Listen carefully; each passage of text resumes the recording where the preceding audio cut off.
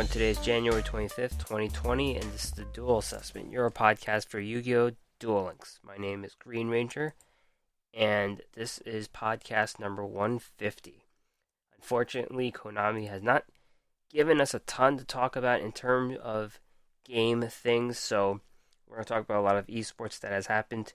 Kind of the last tune-up before the KC Cup comes, but we'll talk about some tournaments. Duel Quest, we have one new card, some card trader things.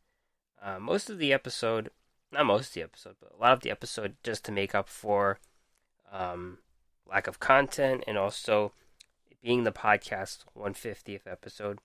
Just talking to people online. We'll just be talking on Twitter.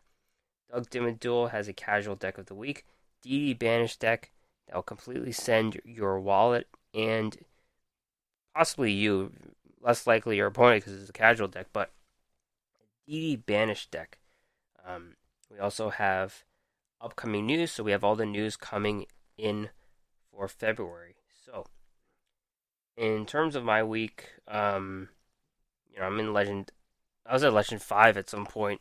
I don't think I ever hit that final win streak. Maybe won 3 games in a row at most. And I think I definitely deranked. I'm still in Legend 4. I think I'm just bouncing between 4 and 5. Last game, when I last was in 5, I played against Metaphys. And anyone who has listened to this podcast, recently knows that I hate that deck so much. And got into Grit, like turn 6 Grit. Like, ooh, Grit should be a turn 1 skill, right? But turn 6 Grit. And that was it. I lost. So, yeah, I'm playing Element Sabers as that is my best deck. Element Saber invoked with a little synchro action with the clock tuner, of course. That lets me get into my Black Rose Dragon or Psyframe Zeta plays. I also play Fortune Ladies every so often, and I've noticed that there are some new Fortune Lady decks around, so, the main new addition is Future Fortune, so I have a prismatic version, so I just run that card. There is also a Fortune Lady deck that hit King of Games with Fortune Fairy Hikari, so I'm trying out that deck too. I am a little, if you listened to last week, I had surgery. I don't think I was talking with surgery. I think I recorded everything before I had my surgery, but if I'm talking a little worse than normal, if that's possible, it's because I had sinus surgery, so I'm still recovering from that. I'm sorry for any stuffiness.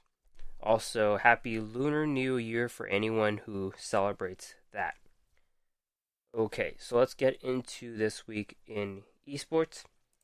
MCS, Duel Links Meta MCS 26 happened last Saturday. And if you look at the decks, Shiranui kind of pulled away in terms of all the decks brought. Not really pulling away in the top 32, but a quarter of them were Shiranui decks. And big development, of course, was the Grass deck, and that seems to be the main Shiranui deck now, Spell Specialist Grass deck. Element Sabers are still doing pretty well. Dark Magicians are coming on pretty hot, though. They're kind of beating down the door in terms of tournament decks. So let's go through it. Luke Tyler, first place. Sealed Tombs Dark Magician, and this is a deck that you're going to see top every tournament talked about this week. You'll see. So this deck is a Sealed Tombs deck. 1 Magician of Dark Illusion, 1 Kaiku, 3 Magician's Rod, 3 Dark Magician, 1 Cosmic Cyclone, 3 Dark Magic Circle, 1 Illusion Magic, 2 Fiendish Chain, 3 Magician Navigation, 2 Treacherous Trap Hole. There's also an extra deck, but that is only if you're running Eye of Timaeus, which is a side deck card. The extra deck is Dark Cavalry, Dark Paladin, Amulet Dragon, and Dark Flare Knight. So, pretty unbeatable when, Magician's Navigation, you got 3 copies of that. You play it, you get Magician of Dark Illusion and regular Dark Magician. Magician of Dark Illusion serves as your protection, your resurrection thing. And Dark Magician, of course, serves as the beater. Not really the beater, but it also activates the banish effect of Dark Magic Circle. Um, Fiendish Chain, 2 copies of Fiendish Chain, 2 copies of Treacherous Trap Hole. Just really good cards. Fiendish Chain seems like a card that people are just putting in decks at will. The biggest thing about this deck is Kaiku. Kaiku, it's been around.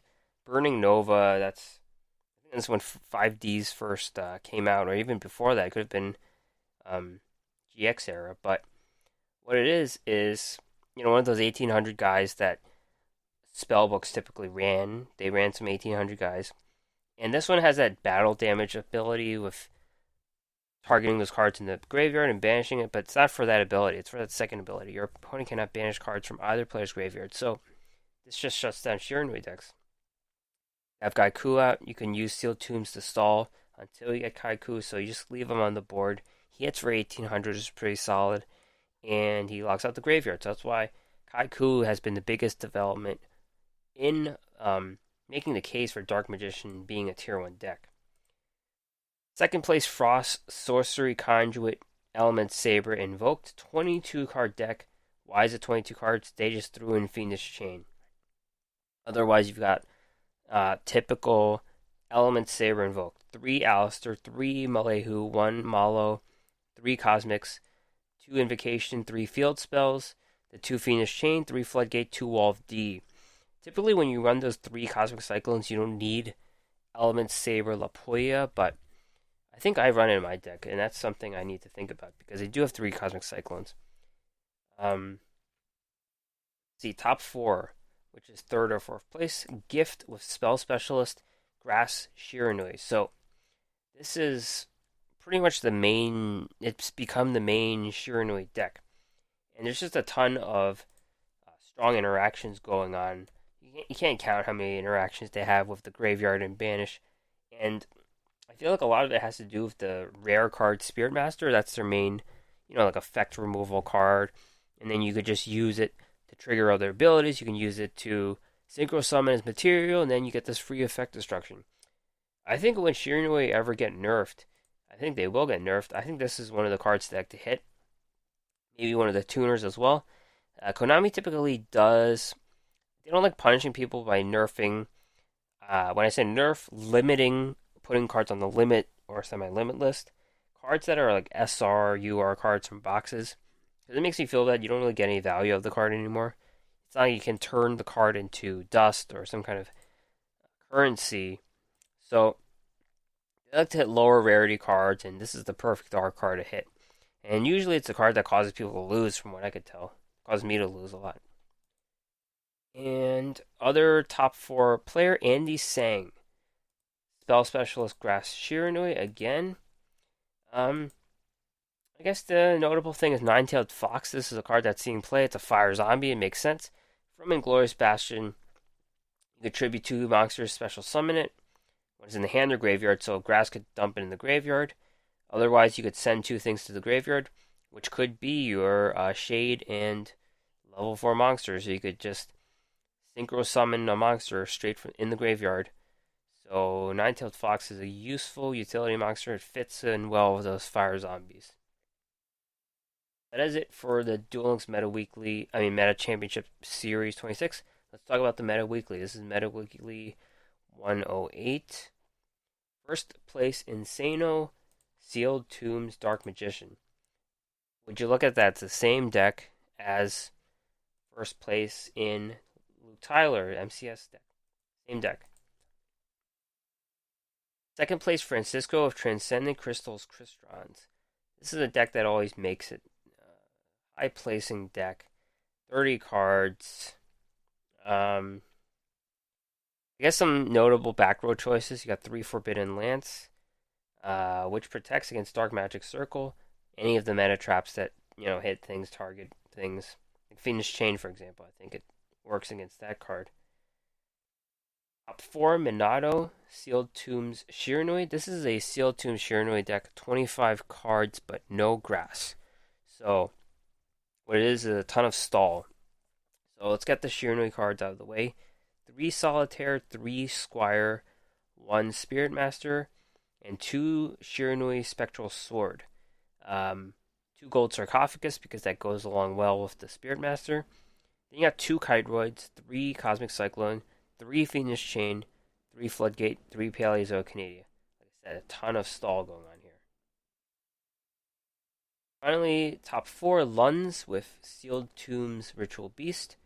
Nothing exciting here. I'll just tell you what the deck is: three Winda, three Canahawk, two Petalfin, three Elders, one Apelio, two Cosmic Cyclone, one Ritual Beast Return, one Ritual Beast Bond, two Floodgate, two Treacherous Trap Hole. Nothing fancy at all here. It's just Ritual Beasts, tier 3 deck, doing a million things a turn. They hit you with that Contact Fusion, Altai Apelio. You can't do anything about it. They do a million more things and they beat you. Last tournament of the day that will be discussed is Battle Phase 33. First place Serenity, Sealed Tombs, Dark Magician. Would you look at that? Same exact deck has won first place in another tournament. Dark Magician is probably going to shoot to tier 1 thanks to Kaiku. Second place Adobo Boy, Compensation, Dark Lords. We haven't seen many Dark Lords in the top 4 recently. We're probably going to see them fall.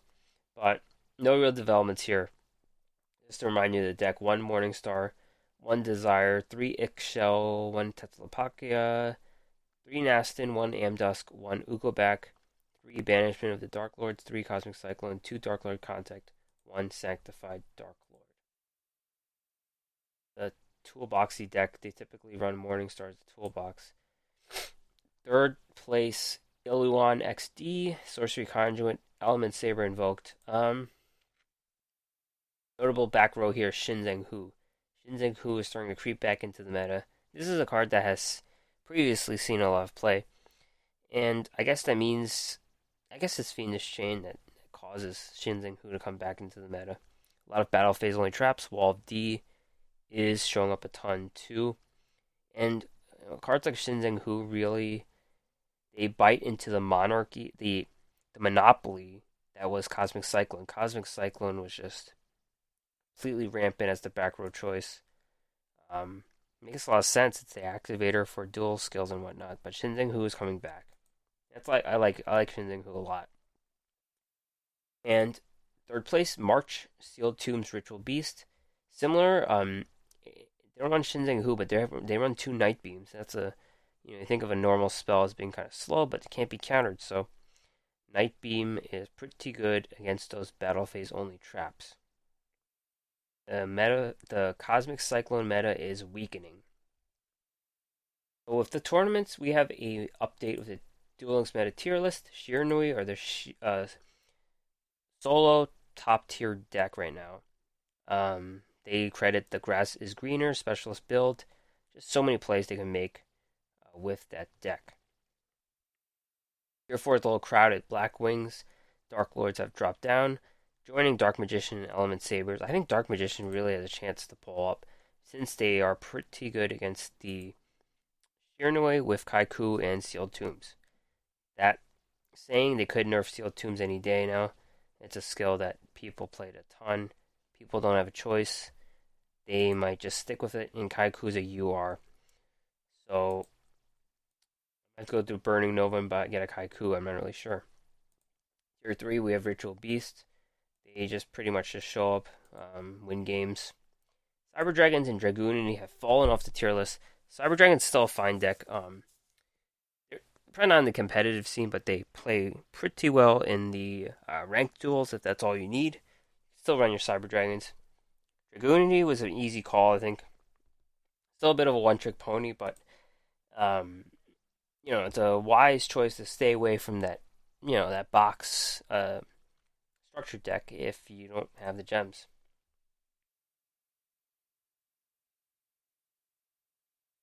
Really, the only new card we're getting this week is just one card. It's really rare to say that. Last week we had all these boxes come out, like a ton of new cards, but just one this week, and that is from the Duel Quest. This is a card you could get 3 copies of, actually. It's called Ice Mirror. Normal spell, target one level 3 or lower water monster you control. Special summon one monster of the same name from your deck, but it cannot declare an attack this turn. So, what it is a situational card. Let's say you have one monster and you have them in your hand, this card's useless. Or they're in the graveyard, this card's useless. So, it's definitely a monster you probably want 3 of. Normal spell, it's a little slow.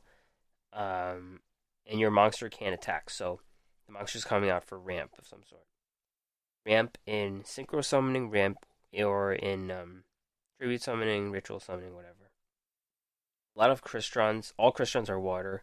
A lot of them are level 3 or lower, so there's a fit for that deck, particularly for Quadrian Gandrix, because Quadrian Gandrix requires 2 tuners. So you could get out, your tuner on the board, get another one out, and then play a different monster. Flip Flop Frog is another consideration. It's a meta water level 3 or lower, so you could just flip a bunch of stuff. What about a pet deck with Oystermeister? I used to play the Golden Flying Fish deck. I think I got King of Games with that deck. I'm not sure if I ever did, but I think I got pretty close. But you can get another copy of Oystermeister out, but that's a bit clogged the board up with your Oyster tokens too, so probably not worth it. Notable that this Duel Quest, you can get 3 copies of Ice Mirror, but 2 of them you have to grind a bit. You have to fight Jesse and Akiza 10 times each, and it's just a lot of gate grinding, but it's worth it for getting 3 copies of a card. Otherwise, you're just stuck with 1. You probably have to spend your duel tickets on that card. So another thing that happened is the card trader update. You can get Kiteroid, Crystal Beast, Emerald Tortoise, and Gladiator Beast Darius. They all come from different sources, but it's good for new players to get these cards. Specifically Kiteroid. Kiteroid has been... It was just so broken that they nerfed it right away. It's kind of funny, but they put in the semi-limited list so it can't be used with other similarly strong semi-limited cards. So it's a chance, though, if you already have Kiteroid, to make it glossy and prismatic, so you could boost your duel assessment. And that's all I really want as the Duel Assessment podcast. Emerald Tortoise is a card for Crystons. So it's not a card that doesn't see play, it does see play. Gladiator Beast Darius, I forget what. That was from one of those first Duelist Chronicles events, but it's a Gladiator Beast. They're not seeing any play at all, really. Alright, so we have reached the just chatting section of the podcast, and we are celebrating the 150th episode of this podcast. So we're getting close to 3 years. 3 years would be 162? Yeah, that sounds about right. Or 156. 156. So close to 3 years out of this podcast. And really, this is just episode 149 if you're actually counting, because we lost an episode. But anyways, 150th episode, close to 3 years. I want to thank everyone who has, listened to the podcast for sure. All of the contributors, past and present, Deck Tech, and Doug Dimmaduel. We had Ruxin on the show before. We had world champion Timmy Chu in her interview in a previous episode. And also, as I mentioned before, this podcast is losing the old catalog. So we're going to start losing our episodes. There's a syndication limit of 150 on WordPress. So this is episode 150. As I said, there was a fake episode, so 151 would be the limit where we start losing episode 1. But for anyone who wants to go back and check out those episodes, we have them on different sources. They're on the YouTube page. They're on the archive page. The WordPress site itself probably has it. It's just they're going to stop showing up on the podcast feeds themselves. So if anyone has any questions about that, please let me know. I want to give some shoutouts first before we get to the questions. Not questions, the shoutouts. Well, some other shoutouts. Pro Benchwarmer has renamed his podcast to the Chainlink Podcast. It was previously called the Duelist Inner Monologue. He has rebranded. Check him out. I have a link right there, and congrats to him getting engaged.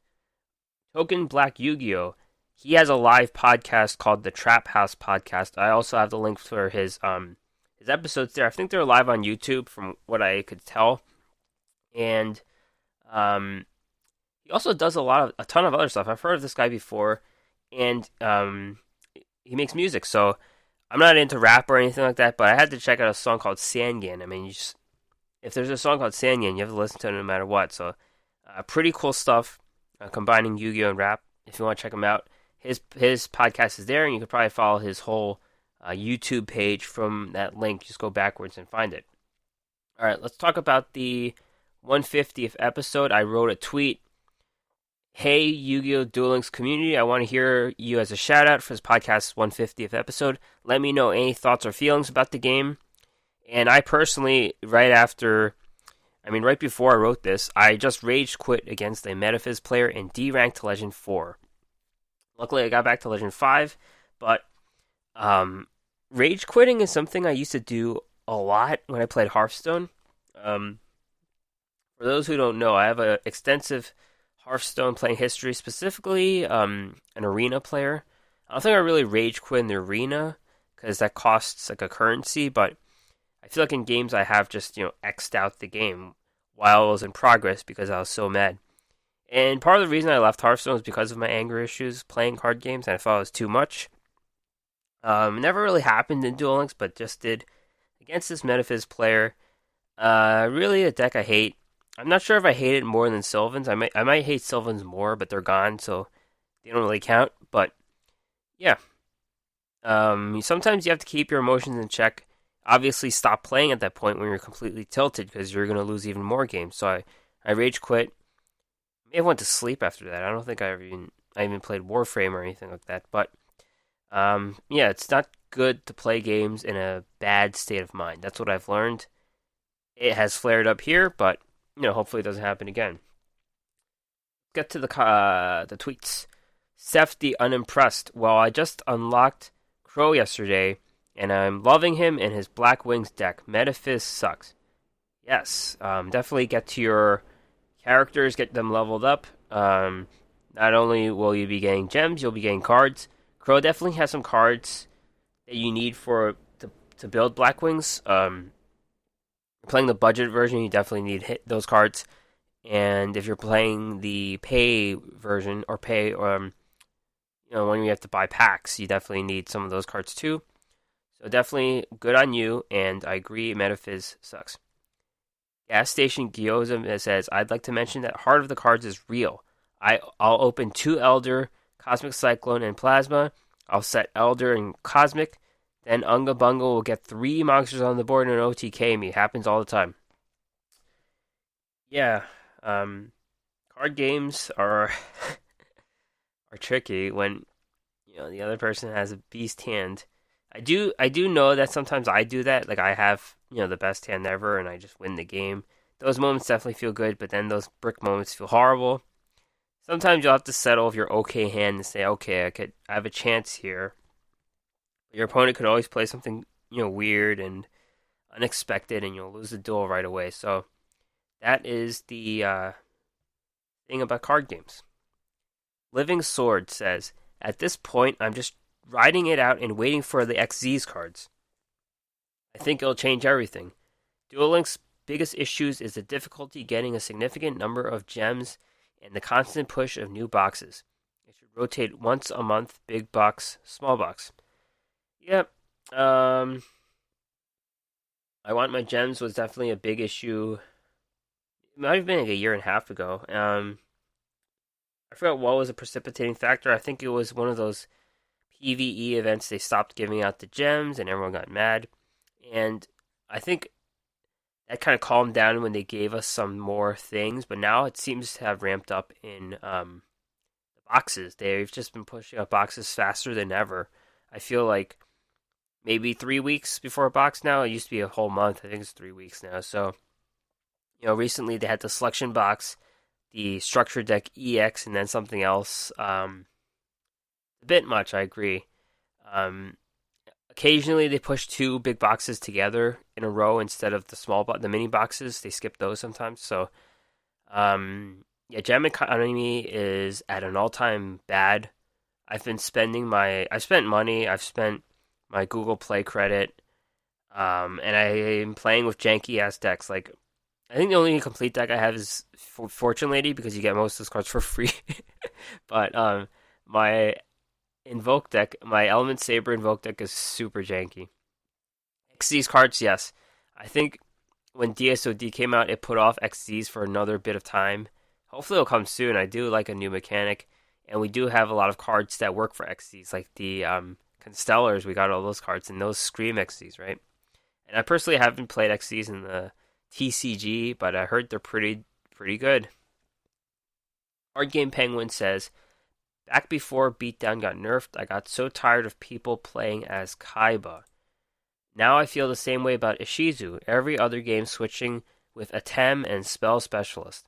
Also watching Dark Lord players scoop when I use No Mortal on the graveyard is pretty good. Um,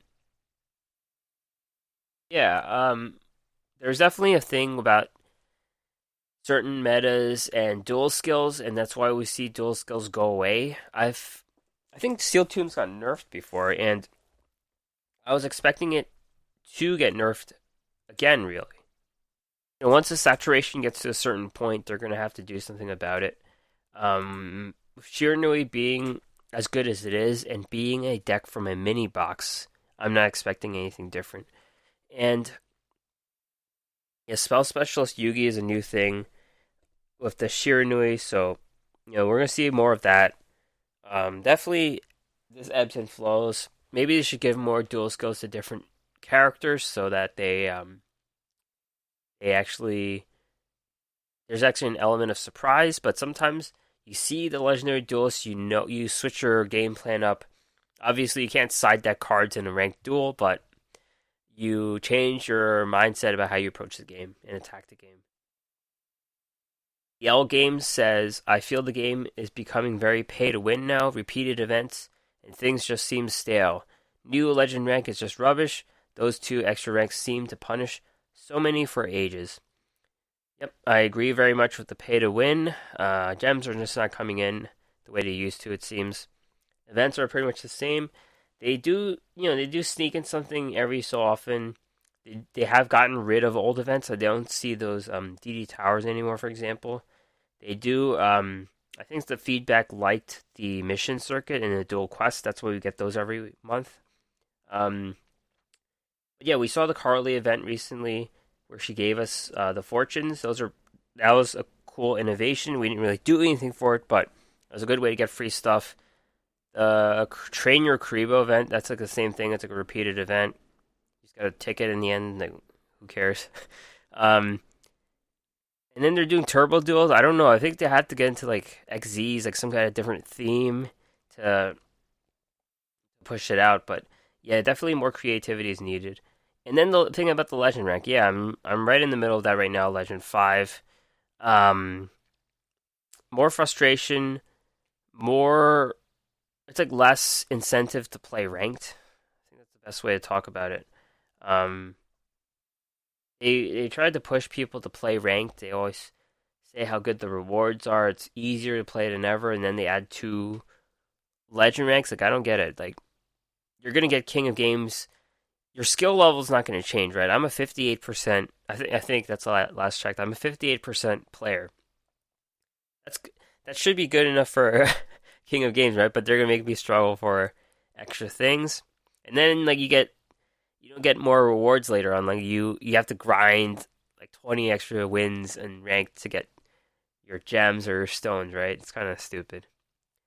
Shiny Sophion, she says, grass is OP, give me sub-terror support, that is all.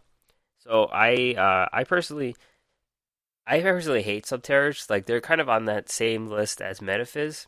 They're a little better than Metaphys, because there's more counterplay with them. They actually hit you with things. Don't infinitely gain life, but the warrior that keeps coming back from the graveyard, that's the one that kills me. I'm fine with the big guys banishing your things. That's cool, whatever, but that warrior, I can't stand the warrior. But yes, she's referring to Spell Specialist, Grass Shiranui, of course. The deck is just crazy. Whoever discovered the burgeoning Whirl Flame thing really put it together. And Shiranui have Spirit Master. Spirit Master is probably like the MVP, I think. It's constant effect removal on your cards. And the Synchro Monsters are pretty strong themselves. Obviously, flipping them to zero defense is how you beat them, but then they just come back and bring their synchro back from the graveyard. So it's a very tough hill to climb against Grass Shiranui. Shin Domino says, I think it's pretty messed up how much hate 6 Sams gets. But as soon as an OP deck is revealed, everyone hits copy and paste and has a pocket 6 Sams deck. Oh, it's for farming only. I hate 6 Sams. 2 words, bullshit. Yep. 6 Sams has kind of fallen out of the wayside, but still a deck you can use to play, your ranked duels. Super easy to play. Not super easy to play. I played a lot of 6 Sams, and they do pretty well with in the metas where there was like a super strong magic card that they used, like Neo's Fusion against those decks, like type of things like that. And the inherent protections are pretty good. Now it seems like 6 Sams are kind of going into the wayside of triple dual wields and things like that. Copy and pasting, that's kind of the thing about card games. When Hearthstone came out, everyone was praising about, you're building your original decks, and then all these websites came out, all these streamers with their really good decks, and people just net deck. And I honestly just net decked my the new Fortune Lady decks. The Invoke decks I kind of just made myself because I don't have all the cards, so that's kind of the situation where I'm in with Invoked. But for the Fortune Lady decks, I'm going to do what I have to do to win the game. And getting to King of Games is the goal. Once I get to King of Games, I can chill. I could kind of put my spin on my Fortune Lady deck, but when I have all the cards, I'm just going to see what the best players are using. And part of it is just me not being a deck builder myself and, not willing to sacrifice games with an inferior deck when someone smarter than me has a better idea there. So I'm not entirely against net decking. I think it gets you through games when you want to win. But once you're there, you could just chill, I think. Med Ali Talbi says, I think that the gem economy or whatever it's called in the game is really bad. I only open main boxes twice, and each one needs 9,000 gems, so with ranked duels, characters, and events, it takes like a month to open one box, which is a huge grind. Yep. This is a pretty, one of the best explanations of the problems with the gem economy. Sometimes you're just going to have to skip that main box, wait for the mini box, hope it's good, and hope it's good. One thing they could do is give us more characters. They give us characters once a month now, I've noticed. So they're raising the SOD character limit to 35, which is a very marginal amount of gems. Maybe like 600. I'm just estimating there. Yeah, and the lotteries have so many diluted cards, you just keep getting the same SRs you got from the third time it was around and things like that, and they're just turned into stones. I think the most useful thing about the batch conversion is the rare stones. I always run out of rare stones, and that's like the limiting factor for me making prismatic cards. And kind of stupid. It's like you turn those prismatic cards into 1,000 duel assessment, and what's the chance of that getting you a gem every duel, right? So yes, Mohammed, it's a real problem. Great point. You're gonna just have to play cheap, skip boxes, and yeah. Without the crafting economy that Deck Tech was always talking about, it's a big problem. XAC19 says, I think the game is at its best now since release. I enjoy deck building and testing the most, and now there is a good number of cards to make so many fun decks. Also, the current meta is not as annoying as it used to be. People have so many options now. Yeah, I do agree. I do agree with the meta not being a complaint. Obviously, with Yu-Gi-Oh, the cards never really go away. Digital card games go on rotations. Typically, they take out entire sets. That's not going to happen in Yu-Gi-Oh! You're just going to keep having a bigger collection. They're going to occasionally, very rarely, put cards on the limit list, and those are the cards you can't use because it's too good. But it's a Yu-Gi-Oh! Way of having all the cards at once. Your brain has to expand. I'm gonna keep forgetting cards. That's how it is, and it really opens up play for future mechanics. Of course, deck building, you can combine everything together. Really becomes difficult. And it's a cool deck building challenge for sure. And the meta is not bad right now. I do agree with that. There's a lot of decks in the top meta. Even when you see a tournament scene, even though this week it was all Dark Magician, next week it could be something else. And a lot of the lower tier decks could still, very well play ranked duels. There definitely were annoying decks in the past. Sylvan's being one that I remember really fondly. So, the decks beat you, they beat you fair, I guess that's something that you could hope for. And finally, let's see, Nautical Dream says, I just started playing the game for nostalgia purposes, and I love that they have the voices of the characters. I'm not all that versed in deck building, but it's fun to go down memory lane. So, yeah, they actually got all the characters from the show, the voice actors to voice the characters. There may have been one that got lost or something, but they use most of them. And it's very authentic. Of course, being a Konami game, they have standards like that to make the game authentic. Being a nostalgia thing, that kind of reminds me of Pokemon, and Pokemon's a big deal now because, everyone played it or watched it back then. So that's the same thing that's going on with Duel Links. That is kind of why I got into it. When Deck Tech told me about the game 3 years ago, I immediately got on that day, and I haven't put the game down since. I've been playing for over 1,000 days. Yeah, nostalgia just got me back into it. That is it for the Just Chatting section. Thank you, everyone, for celebrating 150. I'm honored to do this podcast. I don't know what changes are coming down the line. I may be selling ads. I don't know if I am. But if I do, I'll try to make it very minimum. Of course, I have to write the script for ads and things like that. But we'll see. We'll see what comes forth. But pretty much everything's the same right now for me. I'm still going to do this podcast. Yeah, that's all I have to say. Thank you for everyone for listening for all these years. Move on to Doug's casual deck of the week. Doug Dimmaduel, the other member, contributor of this podcast, Yu-Gi-Oh! Deck Talk. He has a Banish deck that will banish your wallet, yourself, and your opponent. DD Banish deck, using some of the new cards, their Banish mechanics, and of course, Sarah with Mind of the Planet, so the goal is just to get rid of all their cards. Warning though, this deck is very casual. You probably won't win a ton of games with this deck. But when you do win one, it'll be pretty cool. Doug Dimmaduel's casual deck of the week is here.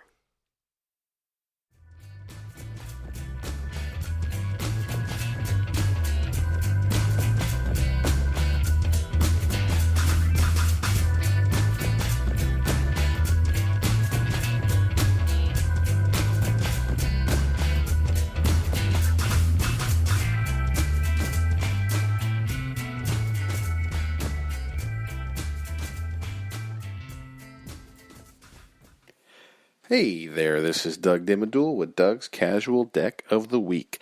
This week I am running a deck using the skill Mind of the Planet from Sarah within the Yu-Gi-Oh! Dark Side of Dimensions group there.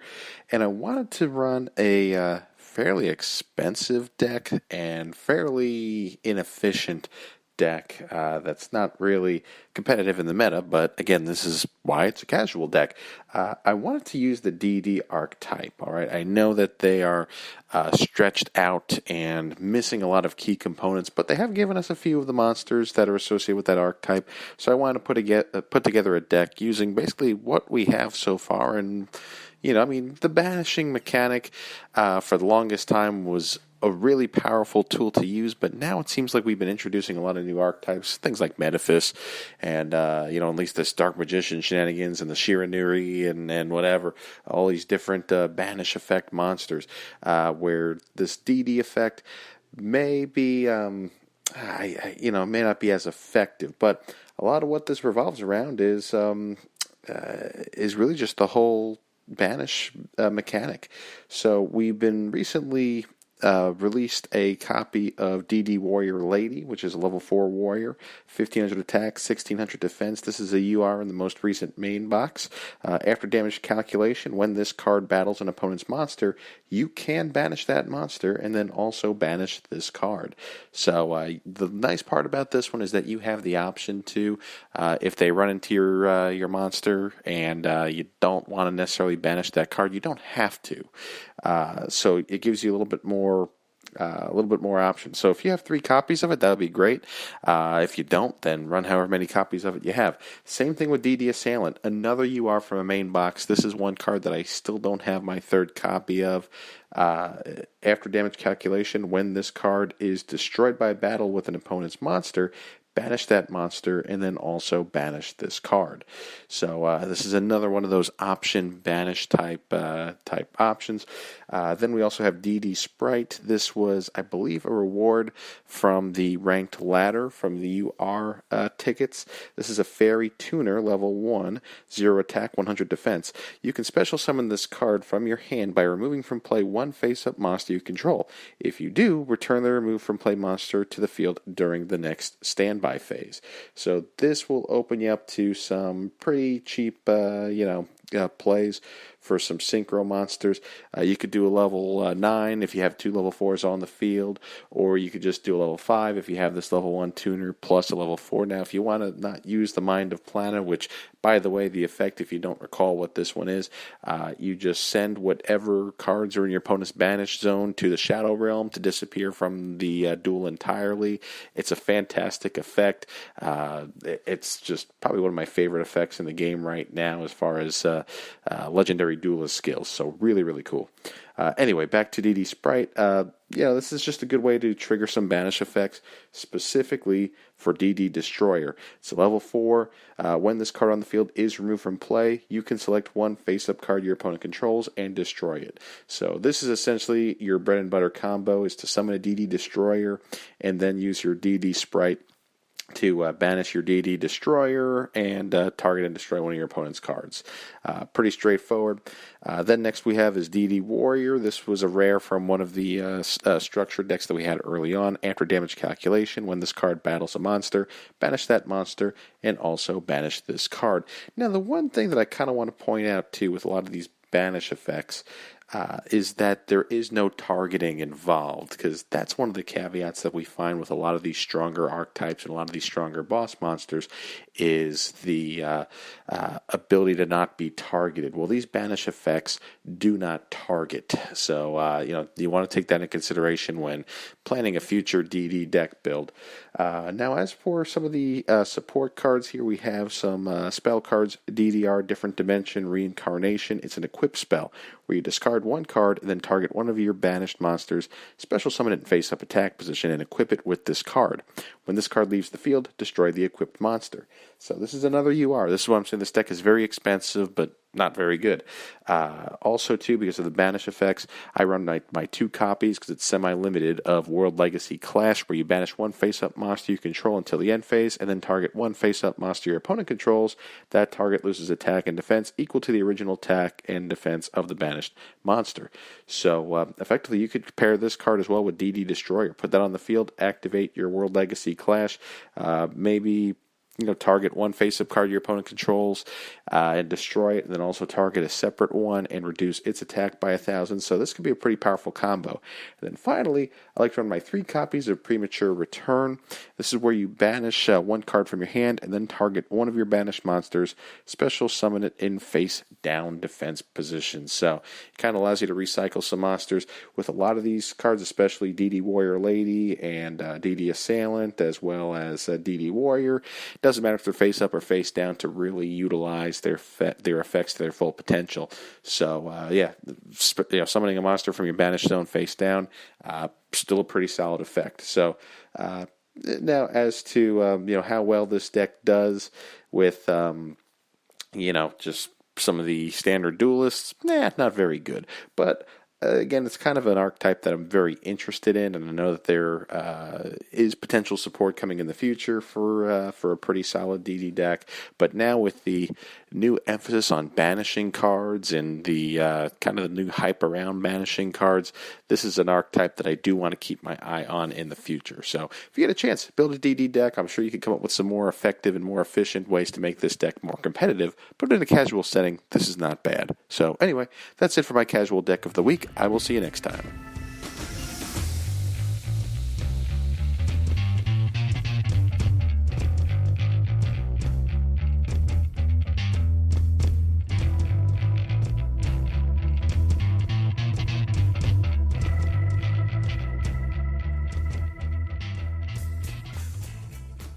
All right, thanks, Doug. And you check out his decks here in this podcast every week. Check out his Twitter page, Yu-Gi-Oh! Deck Talk. We're going to end this episode with the upcoming news. We got the upcoming news for February. DSOD Joey is coming January 27th. So this is the new character, obviously. Kind of looks the same. It's DSOD characters are a little more touched up, but he has like the blue and white shirt with the green jacket, so it kind of combines his outfits from the regular show. So we're getting new cards, Dice It and DD Seeker. He'll probably give us more like gambling cards too, so that the gambling may have implications for Barrel Dragon again. So if you do have Barrel Dragon, any of those other whatchamacallit, they're like Sartorius decks, like I forgot, Master of Destiny decks, I forgot what they're called. Joey, of course, also has Red Eyes and Warriors, so it's interesting when Joey gets new cards, because they could be pretty useful. Of course, Super Joey was known for being one of the most broken events ever. AC Cup is happening February 6th to 16th, so first half of February will be, your intense ranked duels. The meta probably will be the same as the one right now, so that may gauge how much you play the KFC Cup, of course. And of course, you play KFC Cup for rewards, since we just talked about how starved of gems we are. Duel Quest is back, as it is every month, early February. Mid-February, Duelist Chronicles GX Society of Light, Season 2 of Yu-Gi-Oh! GX. I feel like they did this one last time already. Yeah, they already this is a repeat event, actually. New card, Dragonic Tactics, and a new Aster Phoenix skill. Mid-February, Mission Circuit. That's our every month thing. New card called Double Ripple. Mid-February, Dark Signer Carly Carmine's event is retired. Late February, Obtain Blair Flanagan, so that's our new legendary duelist. Late February, Scheming Weevil, new cards, Shiny Black Sea Squatter, and Token Collector. And finally, the thing we were waiting for, late February, DSOD characters level cap up to 35. That is it for the podcast. Thank you very much, everyone. Thank you for listening. Listen and subscribe anywhere. Please leave comments anywhere. Subscribe on anything you like you listen to podcasts with. Check out the podcast and more at the website, theduelassessment.wordpress.com. Email me with any inquiries, duelassessment@gmail.com, or Twitter, duel_assessment, or my own account, which I barely use, Green Ranger CCG. That is it. Thanks, everyone. I will see you next time.